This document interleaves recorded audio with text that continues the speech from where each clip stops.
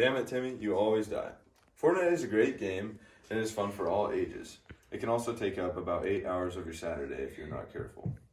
I play this game all the time and have a great background on it. Today, we're going to launch ourselves into the history of Fortnite. Then, we're going to jump off that battle bus into a game of Fortnite.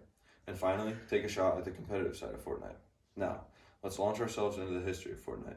An interesting fact about Fortnite is they have novel game mechanics but also allow players to purchase special in-game items using real money. During the 2 years that Fortnite was at its peak, it made over $4 million. There were certain skins like the Gold Trooper or the Renegade Raider. They were super rare because they came out when the game first started and not a lot of people were able to buy them.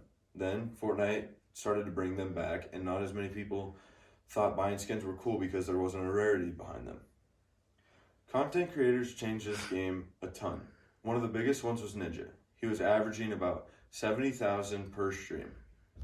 They also brought a huge competitive drive to the game. The main content creators left the game because they were getting contracts from other games like Apex Legends, who had Ninja come play, but the game eventually died down.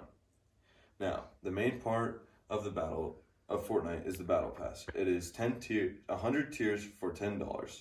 There are tons of skins that got entered into the game because there are so many that are in the Battle Pass. There was a pickaxe at the end of the Battle Pass called the AC/DC pickaxe, and the first one that not a lot of people got to buy.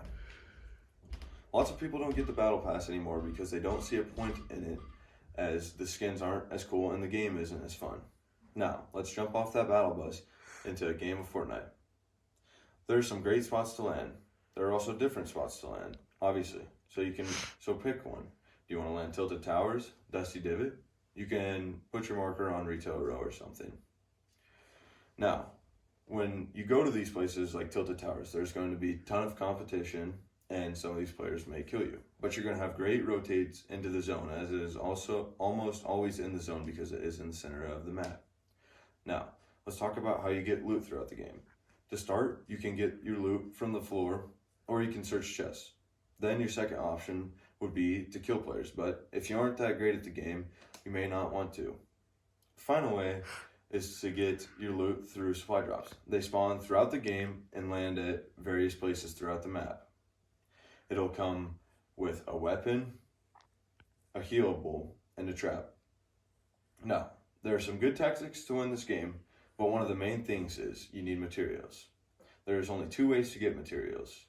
One is by breaking things with your pickaxe, and 2 is killing players. There are 3 different materials in this game: brick, wood, and metal. Metal is the hardest to find and also has the most hit points. It is the one that you want to build out of. Now, with the right materials, you could win this game. You're going to want to base up into a 1x1 and you'll have your best shot at winning. Why is Fortnite so addictive to kids and what keeps them on the game? Streamers is what keeps these kids on the game.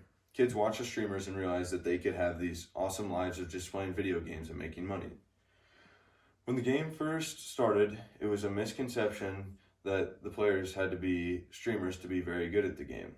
And then eventually, once people figure that out, you've seen a lot of small streamers come up and win these big tournaments.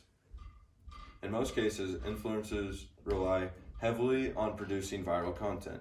This is when you get various players like trick shotters, not just people who are going for kills. Now, why did kids get so addicted to the game? Spenders reported stronger motivation to acquire in-game rewards and were more likely to perceive the game items as representing good value for money. Kids wanted to work hard to get what they had. The game is also very addicting because it releases dopamine in your brain, like when you take a drug. Results showed that microtransactional spending was predicted by social influence. Fortnite really started to die down once kids got so many wins. That is what happened to me for a little bit, but I'm back playing it and find it very enjoyable because I took some fine time off and my brain wasn't as used to getting a win every day. And now, the tournaments of Fortnite. The payouts on some of these tournaments are insane. Like the World Cup, the winner got $1 million. That was Booga. He won the World Cup. That was the biggest tournament ever held on Fortnite. They have tournaments every week, but not near as big as that.